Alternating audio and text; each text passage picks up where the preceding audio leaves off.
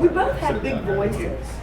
I'll just give you guys kind of a 2-minute warning once it's wrapping up. We're good to go. I'll go grab Excellent. Perfect. All right, thank you. Feel free. Floor is open for wise ass remarks. I'm chewing gum, that's so not done. Hang on. I have to not chew gum. I just had a salad. You know, you think about stuff.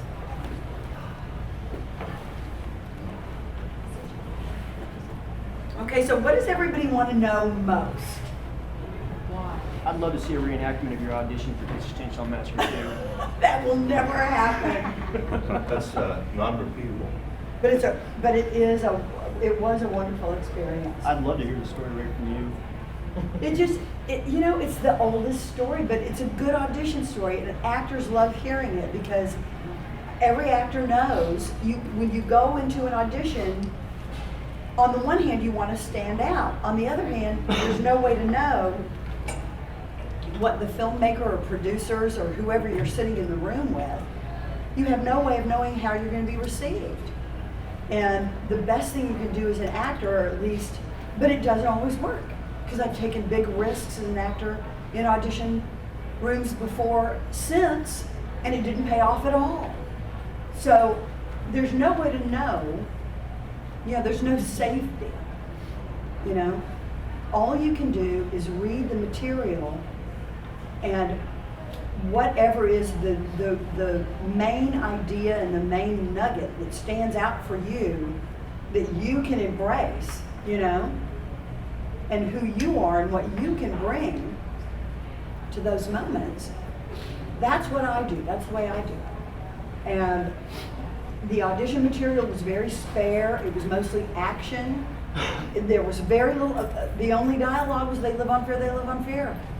And the whole audition was her running down the hallway into the ice house, barricading the door, and they live on fear, they live on fear. That was it. That was the audition material. And, they had been auditioning people in New York and LA, and now it was known that Toby really wanted a Texas girl for the part.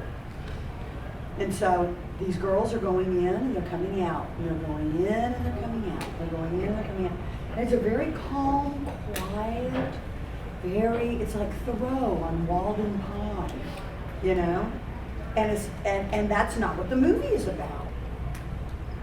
And I thought, you know what? They want to see this action. And I can't run around in a circle in the room. That looks stupid. So I told the casting director, I said, I'm going to come in working. They should be ready. And I ran screaming down the hallway. It was a long hallway. Girls were lined up sitting in chairs on either side of the hallway. I ran screaming down the hallway into the room, and I slammed the door and I pulled the chairs. I went over to where Toby and Kit were sitting. I got down on my knees and I grabbed the legs of the chair and I pulled on the chair until they got the message, you got to get out of the chair.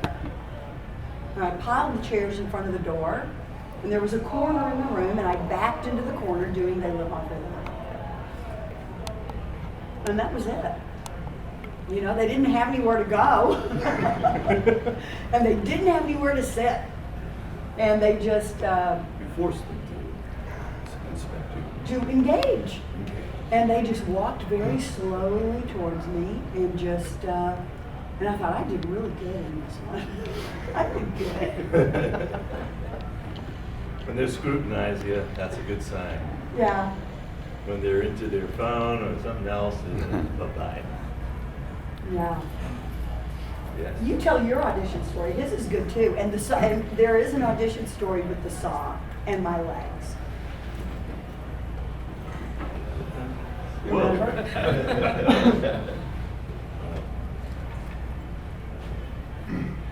Amnesia of convenience, I guess. Just go there.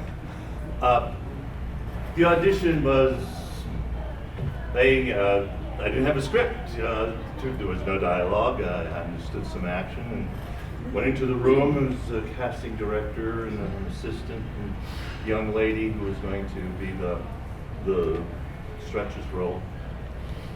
I said, well, here's your chainsaw. There's a piece of wood about this long. and all right, intimidate this woman. I could do that.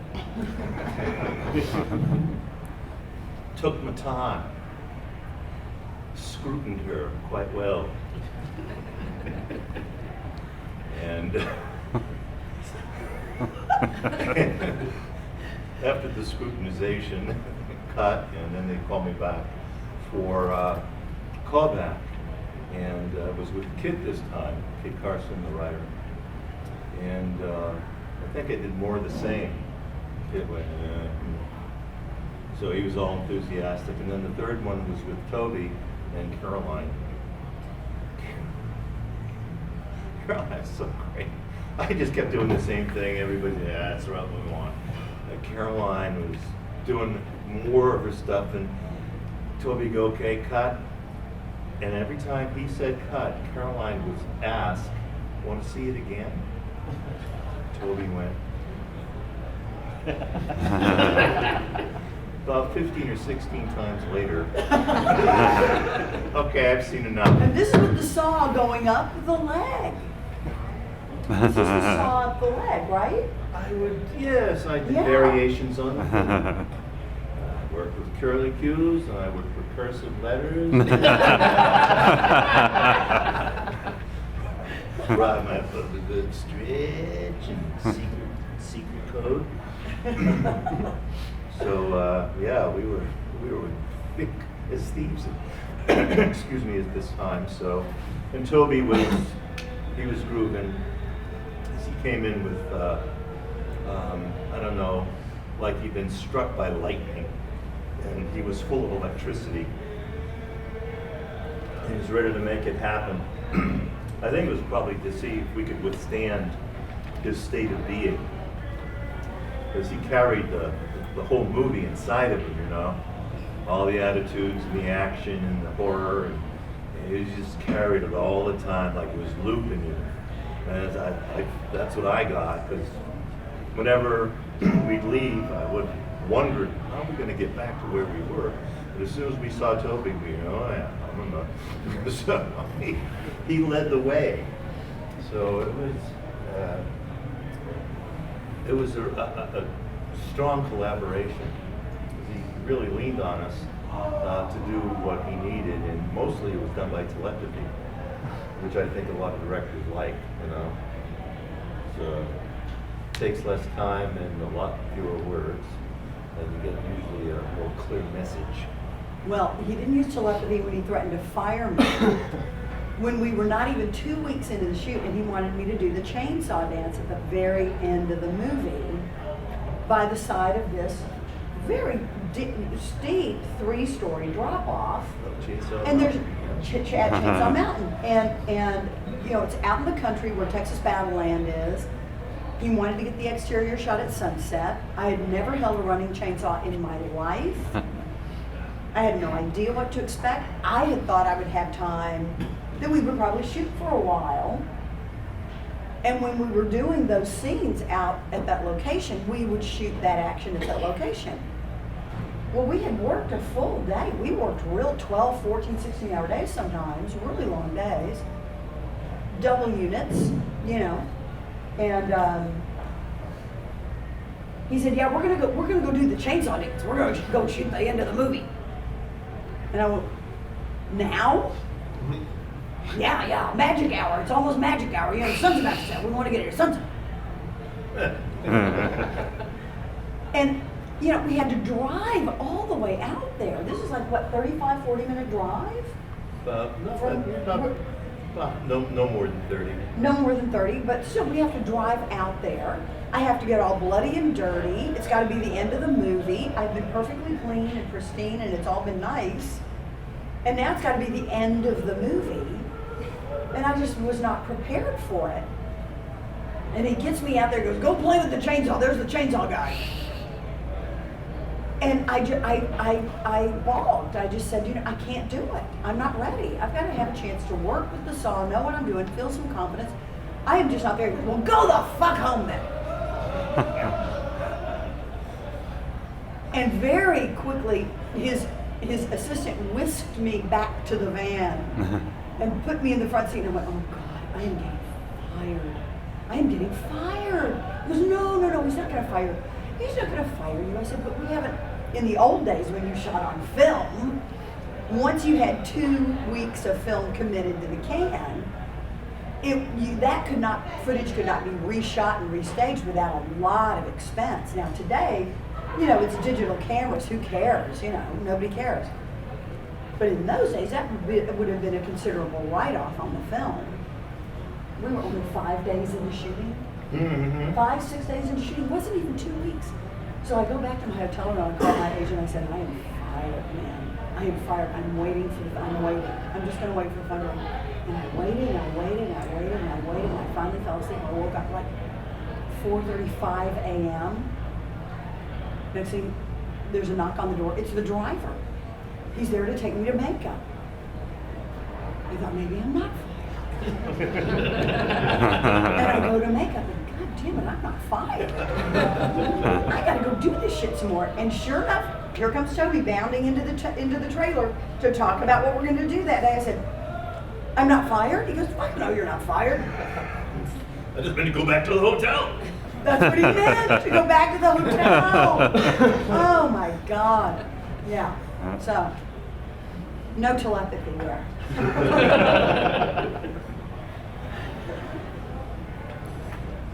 Come on, you know you Oh, want to get your ask. hands up. Come on. How'd you Yes. guys get into acting? How'd you guys start acting? You go. High school was last half of my senior year. Well, it looked like I didn't know where the hell I was going except spiral downwards. So decided for the easiest class I could find. What's this speech? Oh yeah, it is. Hey, listen to some guy talk yourself. Oh, good. I got in there. I had I don't know, Simon Lafarge from the French Revolution running the class. He was this wild guy.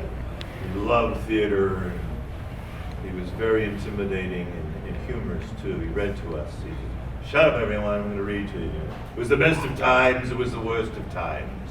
It was a time of darkness, it was a time of illumination. And we started reading this freaking Tale of Two Cities, and all right. Anyway, I had no idea. I thought actors was a bunch of fags. And then he handed us out a speech book and says, find something in there and come up and read it. I think I was looking for the shortest thing I could find, which was like 2 lines at the bottom of a page, but it was Shakespeare. I read it and said, hey, read this. And it was from Julius Caesar. And he said, all right, son, we're gonna contest and you're gonna win. Well, I hadn't heard anything that encouraging since, I guess, my dad and mom wanted to make me.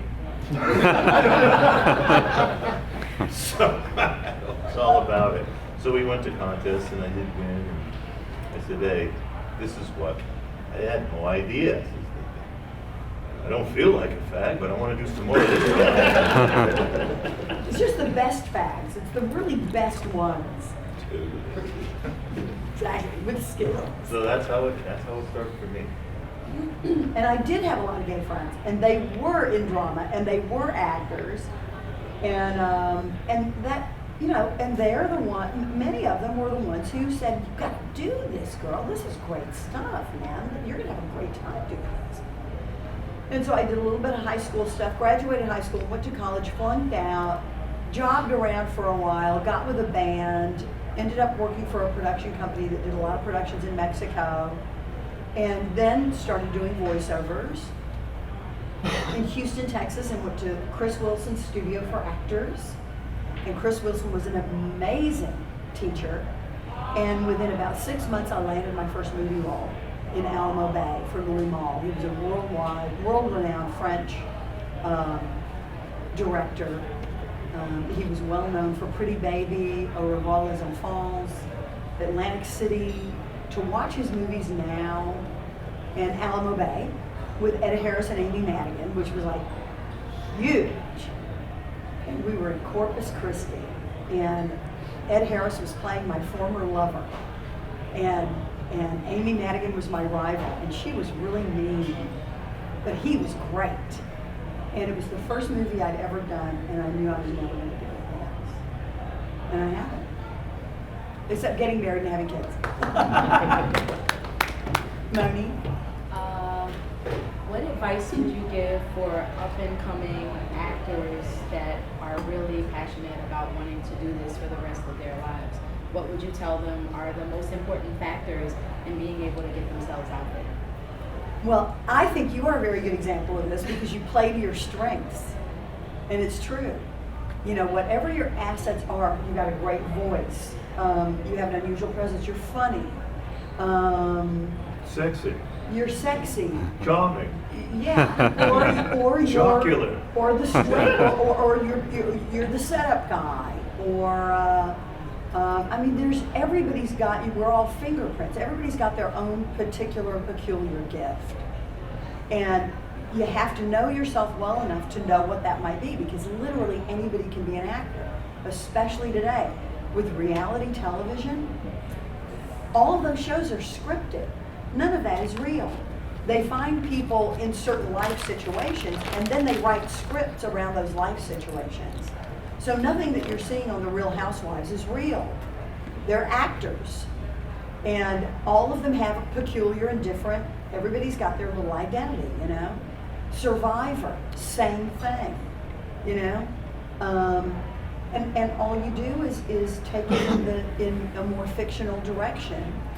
You know, I was just talking to Bob Kurtzman about this. One of the things that's so great about horror is they're constantly dealing with extremes. Their themes are extreme. And so all the storylines have very high stakes and very high risks for the characters to enter into or combat against. And it's more involving and more fun to do something like that than some police procedural on television, where you're basically, especially if you're a guest star or, you know, you're just a lamp with a big star, you know? But indie horror and stuff that's regional, there are so many great regional film producers and directors and writers. All the really exciting stuff is happening in your own town, you know? And no, you're not gonna make a lot of money and you won't get famous right away, but you can compile a body of work. Whenever young actors from all these various interesting places that have their own mythologies, their own folklore, their own architecture, their own histories, their own food, their own music, their own everything, you're in a laboratory that provides an atmosphere for you to learn and grow as an artist. You're creating yourself as an actor. So don't go to LA and New York, you know? Start journaling. Seriously. By the, what's that acting book? The word book. Boleslavsky or No, it's a new one. Oh, I don't No, know. okay. Actor's Way, I think it's called. That's it, maybe that's it. The Actor's Way? The Yeah. Artist's Way. The Artist's The Way. Artist's Way. Yeah. Very there you good book. Start there. And If you're still interested, then And the thing is while you're reading through that book and writing these things out, you might find you're a painter. You might find you're a composer. You might find you're a singer, a film editor. You might find you're a puppeteer. or all of them. Or all of them. I mean, it's a really, or a baker, or a chef. I mean, I know a guy, he's a Facebook friend, thought he wanted to be an actor, ended up doing some cooking, he was playing a part where he played a guy who ran a restaurant, but he was really cooking the food for the scenes. And he fell in love with it. And he ended up going to the Cordon Bleu in his town. And the guy is like a chef now, which is cool. He takes photos of his food. It's really great. All right, who's next now? Yes, sir. Did either of you two see the original, draw an inspiration from that, or did you put your own spin on it? You guys, especially Bill, with you with Gunner, did you model your performance after him, or?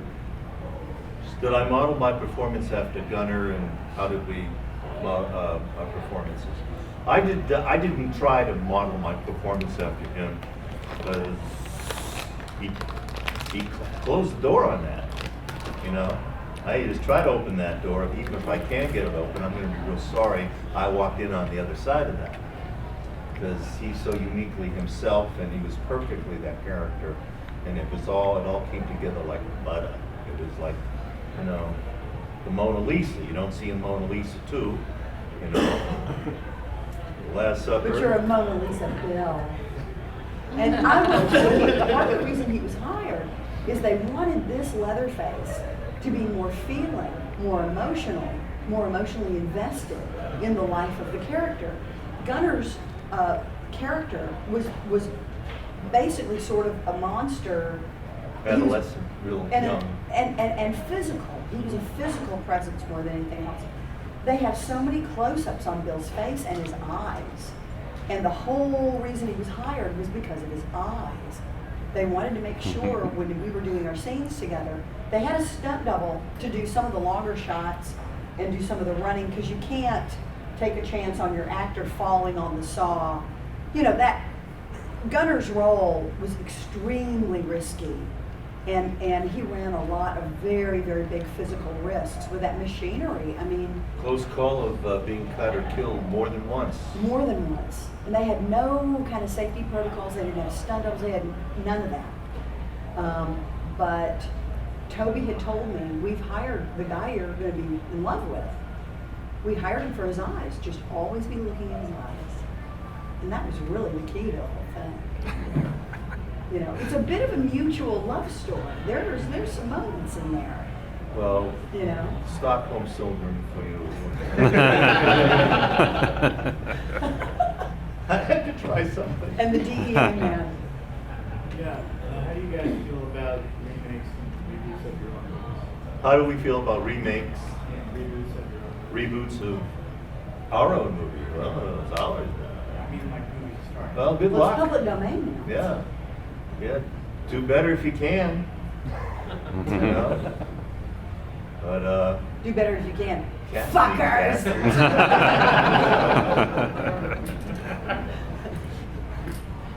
Yeah.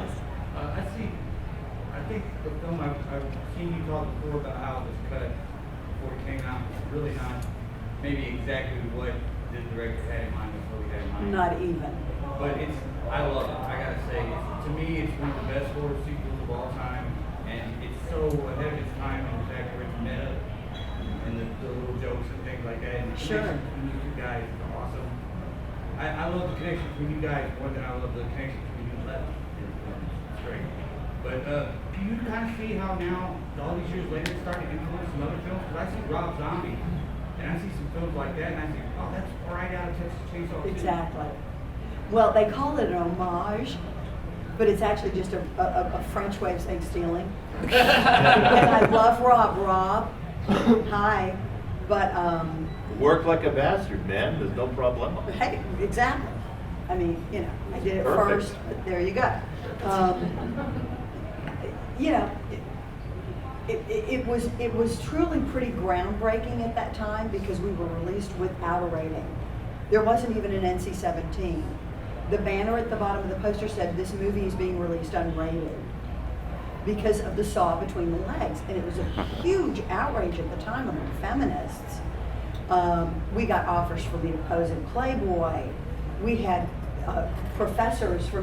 female professors from women's studies at major universities calling me out and saying that I'm as big a Neanderthal as Toby Hooper for taking the role and letting this happen to me. And it was a big deal. That was a big deal, that scene. And it was outsmarts every male character in the film. That's Well, the point, right? she very honestly, openly uses her sexuality. And women do it. And men and women are different. And somebody's going to get pissed at me for saying it. And I'm real sorry. But it's science. So get over it. Go talk to somebody else. Because it's different. You know that And- seductive stuff we like, men? That's for women who don't want to be raped.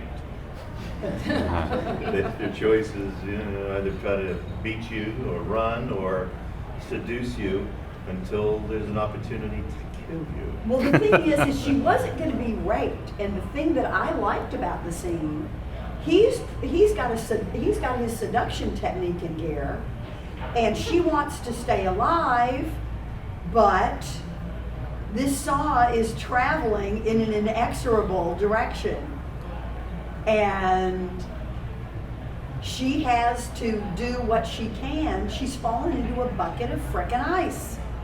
That's not easy to get out of. Try it sometime. And she's trying to get herself out of trouble. And she does manage to keep her cool. But she approaches him as a woman would a man who is not in his right mind, you know? And But she knows which mind he is in. yes, she does. And she's watching that finger on the trigger. Yeah. So it begs the question then, is he good? They're good for you. You know, if you continue to watch the way that relationship dance, because in the same way Marilyn tried to use those relationships in the first one, it simply goes much deeper and it's a lot more psychological and it's a lot more drawn out, you know, in the second one. I mean, that little speech when the walls come down and she's trapped in the tunnel and she's going, listen, you know, it's not you, it's not me, it's just, you know, I don't know. That was such an 80s relationship dodge, you know. It was like, I don't know how this could possibly work out. It's not you, it's not me. And I take full responsibility. I mean, I remember saying that to guys I was dating. And here it is in the movie. And so, you know, yeah. But the thing is, looking into those eyes, he was so very sympathetic. He was very good. And I finally realized if I wanted to get away, he was going to be the one who was going to have with me. You know? We don't have any secrets, ladies. I'm sorry. Yes, saint. My saint. Yeah, I want to go deeper into a couple of things you said earlier, and what our asked as well. You were saying how the actors of today have more opportunities in their own backyard than going to New York Hollywood. And he was asking about remakes and reboots. Now, you guys did your movie, which pretty much is like the golden age, the heyday of horror. I agree. And the writing and everything was coming from people who were pretty much the same people you're talking about now. They're in an area, they're out of the influence of Hollywood and New York, and they're these really huge money makers making bad decisions. How do you feel about the remakes of these horror films that are coming out of the Hollywood machine as opposed to our backyards?